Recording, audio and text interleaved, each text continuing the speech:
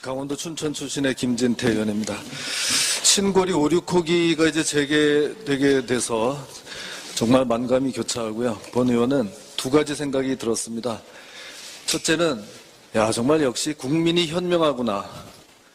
또 두 번째는 순리대로 가야 하는구나. 그렇게 법까지 어겨가면서 그렇게 어거지를 쓰더니 결국 순리대로 가는구나 하는 정말 생각을 해봤습니다. 우리 박근혜 대통령님 재판도 좀 말씀드리겠는데요. 우리 중앙법원장님. 예. 이렇게 되면은 그냥 뭐 골석 재판으로 가야 되는 거 아니겠습니까? 이제. 아까도 말씀드렸습니다만은 골석 재판 여부는 재판 사항입니다. 그리고 그 골석 재판은 일정한 요건을 갖춰야 되는 것으로 알고 있습니다. 그 요건이 그래 있는데요. 이거는 출석을 안 하겠다고 하면은 피고인이 본인의 권리를 포기하는 측면이 강한 거죠. 그 요건에도 뭐 그렇게 나와 있잖아요. 근데 그러면 뭐 요건에 안 맞으면 강제로 끌어다가 앉혀놓고 재판할 거예요? 안 나오겠다고 하는데도 만약에 그러면 예? 재판의 구색을 맞추기 위해서 혹시라도 그렇게 무슨 강제 인치를 한다거나 이런 일은 정말 없어야 된다 생각을 합니다. 그야말로 골석 재판이라는 거는 피고인이 자신에게 불리할 줄 알면서도 그 권리를 그냥 포기하는 거예요. 그러면 뭐 어떡하겠어요 이제. 네? 그냥 재판 진행해야죠. 이게 어떻게 보면 법원이 좀 자초한 측면이 있어요. 지금 재판을 80번을 나왔어요. 피고인이. 그래도 사법부는 제대로 해주겠지. 아직 1심 판결 난 게 아닙니다. 물론. 네? 근데 무슨 6개월이나 구속 재판을 하다가도 안 되니까 이거를 또 연장을 합니까? 예? 뭐 그렇게까지 무리할 필요가 뭐가 있어요? 뭐 어느 쪽에서는 뭐 이거 할 수 있다. 한쪽에서는 뭐 하면 안 된다. 정말 논란이 많은 이런 별건 구속인데 그냥 형사소송법 원칙에 나와 있는 1심 구속기간 6개월로 한다. 그랬으면 그냥 기간이 다 됐으면 풀어놓고 재판을 좀 더 하다가 1심 선고하면 될 거 아니에요. 아니 보석도 할 수 있는데 어떻게 그렇게 이거를 무리하게 영장을 또 연장까지 이렇게 합니까? 그러니까 피고인이 이제는 뭐 좀 믿었는데 사법부도 뭐 기대해도 이게 좀 안 되겠구나. 그냥 마음대로 하십시오. 이렇게 한 겁니다. 그냥 마음대로 재판하시면 될 거 아니에요. 골석 재판 해야 된다고 저도 보고요. 재판치사라는 말까지 나오더라고요. 재판치사. 사람이 정말 이렇게 하다가 이 극도의 스트레스 상황에서 돌아가실 지경이라고요. 꼭 그렇게까지 되는 거를 봐야 되겠습니까?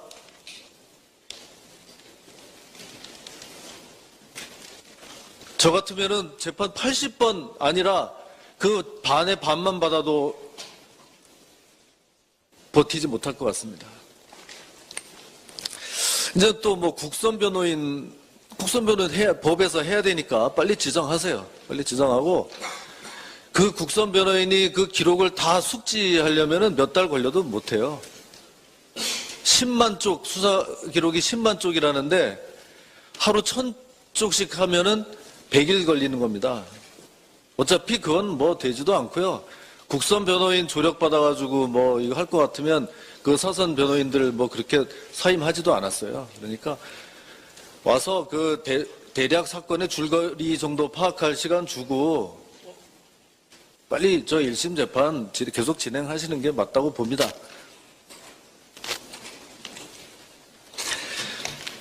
그 다음에 또 이제 이재용 재판 문제도 있는데요.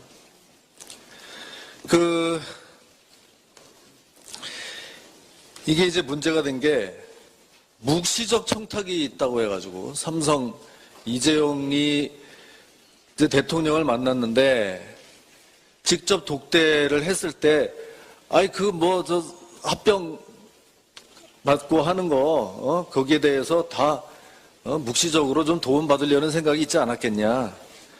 근데 그 독대하기 일주일 전에 이미 합병은 다 끝났다는 거 아니에요. 근데 어떻게 이렇게 판결 내용 자체에 의하더라도 개별적, 명시적, 구체적 청탁은 없었는데 그냥 묵시적으로 청탁이 있지 않았냐. 형사재판 이렇게 해왔습니까, 여태까지? 근데 또 어제 민사재판에서는 삼성 합병에 아무런 문제가 없다고 이렇게 나왔네요. 그러면 또 이제 법원에서는 그 민사재판하고 형사재판은 다르다고 하시겠죠? 어떻습니까? 예, 말씀하신 대로 지금 삼성재판에 대해서는 항소심 재판이 시작됐습니다. 1심 판결의 당부에 대해서는 항소심에서 판단이 다시 되고 그리고 어제 선고된 판결하고 내용은 그 말씀하신 대로 그 법리라든지 이런 게 좀 다른 것으로 알고 있습니다. 네, 법리가 다른데 형사재판은 그렇게 묵시적 포괄적으로 막 쉽게 인정해도 된다는 것은 분명히 아닐 겁니다. 오히려 우리가 민사재판에 비해서 사람을 감옥에 가두는 일이기 때문에 훨씬 더 고도의 증명이 필요한 게 형사재판인데 이미 이 삼성 합병 과정에는 아무런 법적인 문제가 없다. 뭐 투자자들의 손해가 없다고 민사 판결에 나왔기 때문에 그것을 전제로 하는 무슨 제3자 뇌물 이거는 항소심에서 제대로 좀 판단이 있어야 된다 이렇게 생각을 합니다. 그러니까 뭐 하여튼 여러 가지 얘기들 나오는데 참 독한 말들이 많이 나오는군요. 이 법사위에서 이제는 뭐 별의별 이야기들 다 나오는데 그런 거를 그 여러 가지 업 중에 입구자를 써서 구업이라고 하죠. 그런 말들은 결국은 다 자기들한테 돌아온다 이런 말씀을 드리고 싶습니다. 어제 그 삼성 재판에 대해서는 판결문도 이렇게 나왔는데 판결문이 좀 굉장히 장문의 판결문이 이렇게 있는데 아마 이거를 이 결론에 대해서 불만족스러우신 분들은 처음부터 끝까지 절대로 안 읽어볼 겁니다. 절대로 읽어볼 수가 없어요. 이게 머릿속에 들어올 수가 없어요. 저처럼 그 결론이 마음에 드는 사람도 굉장히 어렵게 돼서 제가 이거 읽는데 아주 좀 고생을 했는데요. 이거를 정말 제대로 이해한다면 그렇게 군소리를 할 수가 없습니다. 모든 쟁점에 대해서 아주 상세하게 이렇게 판단을 해놨고요. 다르죠. 달라요. 그래, 뭐 소송마다 다 다른 거죠. 그렇지만 형사소송이 그렇다고 해가지고 더 대충대충 설렁설렁 넘어가야 된다? 그거 아니라니까요. 예? 오히려 더 고도의 증명이 필요한 게 형사소송입니다. 단 하루를 살아도 사람의 인신을 구속하고 하는 것을 어떻게 다른 민사소송과 비교를 합니까? 그리고 여기에 보면 눈에 띄는 게 기본적으로 그 합병 과정에서 주주들의 손해가 전혀 없다고 나오거든요. 절차에도 하등의 문제가 없다. 여러 단계에서 그거를 분석, 판단을 해놨습니다. 그렇다 그러면 그럼 뭡니까? 뭘 가지고 묵시적 청탁을 했다는 겁니까? 삼성 이재용은 여기서 좀 득을 보기 위해서 그렇게 뭐 정유라까지 지원해가면서 그 반대급부로 이거를 부정한 청탁을 했다고 하는 건데 기본적인 사실관계가 다 허물어지고 있습니다. 그에 대해서는 뭐 더 이상 뭐 제가 얘기하지 않겠습니다. 항소심 재판에서 잘 다루어 주실 것으로 믿습니다. 그 다음에 박근혜 전 대통령님이 직접 나 인권 침해 당했다고 언제 얘기하셨나요? 그저 뭐 이렇게 장문의 입장 발표를 했는데도 그런 얘기는 없었던 것으로 기억이 되는데요. 거기를 다니면서 얘기하는 변호사가 한 분 있는데 또 국제 인권 단체라는 거는 자기들이 어디서 들은 걸 가지고 이제 문제 제기를 할 수도 있습니다. 그걸 가지고 좀 뭐 너무 심한 얘기들이 이렇게 많이 나오는데요. 3평짜리에 수용돼 있다고 그러면 이거 황제 수용이라고 그렇게 꼭 해야 되겠습니까? 아까 어떤 표에 보니까 일본은 그 3평이 기본이더구만요.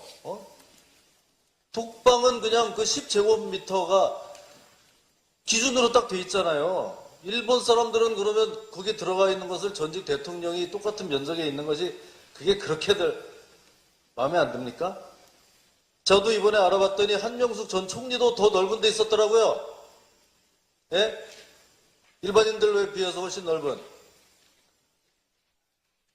그러면 박근혜 전 대통령은 황제 수용이고 한명숙 전 총리는 세평보다 조금 적으니까 그거는 황후 수용입니까? 아유, 참 이거 해도 너무들 합니다. 또 그 무슨 저 뭐 추명호 추선이 영장 기각을 가지고 그렇게들 또 얘기가 많이 나오는데 거기다가 또 우병우 기승전 우병우 뭐든지 조금만 연결돼 있으면 다 우병우 어떤 특정인을 그냥 뭐 잡아먹어서 몰라요. 저도 뭐 무슨 어떤 그 협의도 하도 많고 재판을 어떤 것으로 봤는지 일일이 쫓아다니면서 그 어떤 특정인을 그 처벌해 달라고 이렇게 하는 거 모양도 참 안 좋습니다. 지금 여기가 무슨 문화혁명 홍위병 시대입니까? 예? 그냥 아주 조리돌림하고 뭐 몽둥이로 따라다니면서 두들겨 패야지만 속이 시원하겠냐고요. 법원에서 무슨 재판이 정치라고 하는 정신 나간 판사도 있는데 재판은 그냥 재판일 뿐입니다. 이런 미친 바람이 부는 이런 시대 법원에서 좀 제대로 좀 중심 잡아주시기를 당부드립니다. 마치겠습니다. 지금 재판을 80번을 나왔어요. 피고인이. 그래도 사법부는 제대로 해주겠지. 아직 1심 판결 난 게 아닙니다. 물론. 예? 근데 무슨 6개월이나 구속 재판을 하다가도 안 되니까 이거를 또 연장을 합니까? 예? 뭐 그렇게까지 무리할 필요가 뭐가 있어요? 뭐 어느 쪽에서는 뭐 이거 할 수 있다, 한쪽에서는 뭐 하면 안 된다. 정말 논란이 많은 이런 별건 구속인데 그냥 형사소송법 원칙에 나와 있는 1심 구속기간 6개월로 한다. 그랬으면 그냥 기간이 다 됐으면 풀어놓고 재판을 좀 더 하다가 1심 선고하면 될 거 아니에요. 아니 보석도 할 수 있는데 어떻게 그렇게 이거를 무리하게 영장을 또 연장까지 이렇게 합니까? 그러니까 피고인이 아유 이제는 뭐 좀 믿었는데 사법부도 이 뭐 기대해도 이게 좀 안 되겠구나. 그냥 마음대로 하십시오. 이렇게 한 겁니다. 그냥 마음대로 재판하시면 될 거 아니에요. 골석 재판 해야 된다고 저도 보고요. 재판치사란 말까지 나오더라고요. 재판치사. 사람이 정말 이렇게 하다가 이 극도의 스트레스 상황에서 돌아가실 지경이라고요. 꼭 그렇게까지 되는 거를 봐야 되겠습니까?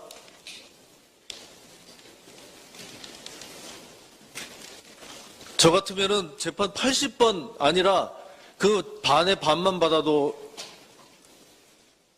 버티지 못할 것 같습니다. 이제 또 뭐 국선 변호인 법에서 해야 되니까 빨리 지정하세요. 강원도 춘천 출신의 김진태 의원입니다. 신고리 5, 6호기가 이제 재개되게 돼서 정말 만감이 교차하고요. 본 의원은 두 가지 생각이 들었습니다. 첫째는 정말 역시 국민이 현명하구나. 또 두 번째는 순리대로 가야 하는구나.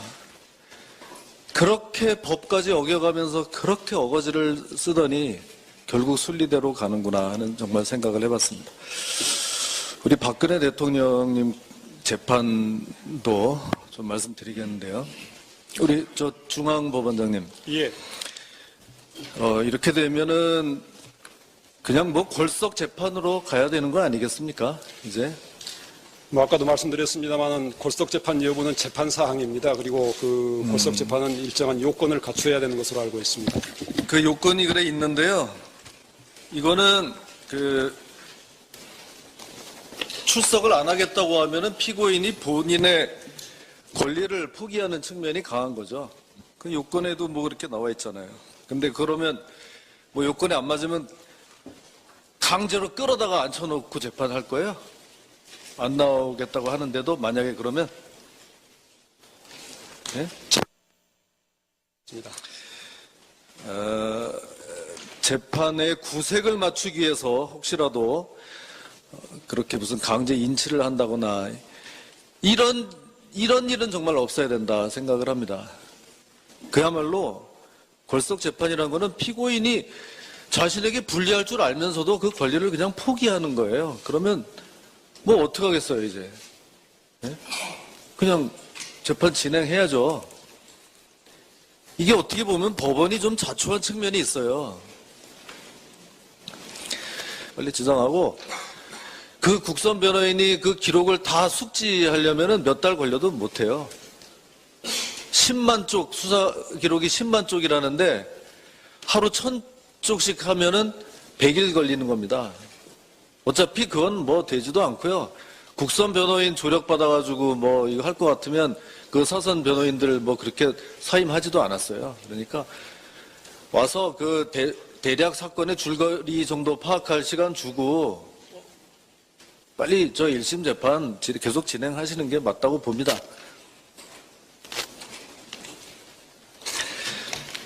그 다음에 또 이제 이재용 재판 문제도 있는데요.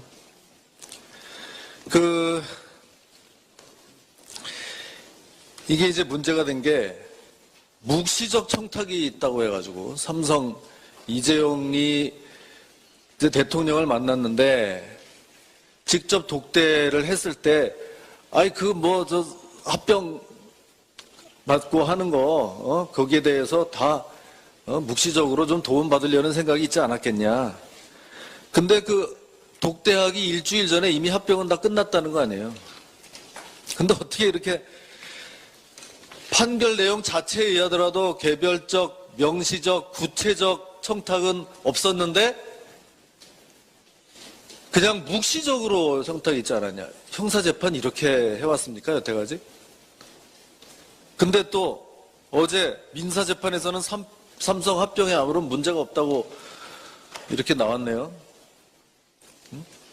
그러면 또 이제 법원에서는 그 민사재판하고 형사재판은 다르다고 하시겠죠? 어떻습니까? 예, 말씀하신 대로 지금 아주 상세하게 이렇게 판단을 해놨고요. 아, 다르죠. 달라요. 그래, 뭐 소송마다 다 다른 거죠. 그렇지만 형사소송이 그렇다고 해가지고 더 대충대충 설렁설렁 넘어가야 된다? 그거 아니라니까요. 예? 오히려 더 고도의 증명이 필요한 게 형사소송입니다. 단 하루를 살아도 사람의 인신을 구속하고 하는 것을 어떻게 다른 민사소송과 비교를 합니까? 그리고 여기에 보면 눈에 띄는 게 기본적으로 그 합병 과정에서 주주들의 손해가 전혀 없다고 나오거든요. 절차에도 하등의 문제가 없다. 여러 단계에서 그거를 분석, 판단을 해놨습니다. 그렇다 그러면 그럼 뭡니까? 뭘 가지고 묵시적 청탁을 했다는 겁니까? 삼성 이재용은 여기서 좀 득을 보기 위해서 그렇게 뭐 정유라까지 지원해가면서 그 반대급부로 이거를 부정한 청탁을 했다고 하는 건데 기본적인 사실관계가 다 허물어지고 있습니다. 그에 대해서는 뭐 더 이상 뭐 제가 얘기하지 않겠습니다. 그 항소심 재판에서 잘 다루어 주실 것으로 믿습니다. 그 다음에 그 박근혜 전 대통령님이 직접 나 인권 침해 당했다고 언제 얘기하셨나요? 엊그제 뭐 이렇게 장문에 입장 발표를 했는데도 그런 얘기는 없었던 것으로 기억이 되는데요. 거기를 다니면서 얘기하는 변호사가 한 분 있는데 또 그 국제 인권 단체라는 거는 자기들이 어디서 들은 걸 가지고 이제 문제 제기를 할 수도 있습니다. 그걸 가지고 좀 뭐 이게 너무 심한 얘기들이 이렇게 많이 나오는데요. 3평짜리에 수용돼 있다고 그러면 이거 황제 수용이라고 그렇게 꼭 해야 되겠습니까? 아까 그 어떤 삼성 재판에 대해서는 항소심 재판이 시작됐습니다. 1심 판결의 당부에 대해서는 항소심에서 판단이 다시 되고 그리고 어제 선고된 판결하고 내용은 그 말씀하신 대로 그 법리라든지 이런 게 좀 다른 것으로 알고 네, 있습니다. 법리가 다른데 형사재판은 그렇게 묵시적 포괄적으로 막 쉽게 인정해도 된다는 것은 분명히 아닐 겁니다. 오히려 우리가 민사재판에 비해서 사람을 감옥에 가두는 일이기 때문에 훨씬 더 고도의 증명이 필요한 게 형사재판인데 이미 이 삼성 합병 과정에는 아무런 법적인 문제가 없다. 뭐 투자자들의 손해가 없다고 민사 판결에 나왔기 때문에 그것을 전제로 하는 무슨 제3자 뇌물 이거는 항소심에서 제대로 좀 판단이 있어야 된다 이렇게 생각을 합니다. 그러니까 뭐 하여튼 여러 가지 얘기들 나오는데 참 독한 말들이 많이 나오는군요. 이 법사위에서 이제는 뭐 별의별 이야기들 다 나오는데 그런 거를 그 여러 가지 업 중에 입구자를 써서 구업이라고 하죠. 그런 말들은 결국은 다 자기들한테 돌아온다 이런 말씀을 드리고 싶습니다. 어제 그 삼성 재판에 대해서는 판결문도 이렇게 나왔는데 판결문이 좀 굉장히 장문의 판결문이 이렇게 있는데 아마 이거를 이 결론에 대해서 불만족스러우신 분들은 처음부터 끝까지 절대로 안 읽어볼 겁니다. 절대로 읽어볼 수가 없어요. 이게 머릿속에 들어올 수가 없어요. 저처럼 그 결론이 마음에 드는 사람도 굉장히 어렵게 돼서 제가 이거 읽는데 아주 좀 고생을 했는데요. 이거를 정말 제대로 이해한다면 그렇게 군소리를 할 수가 없습니다. 모든 쟁점에 대해서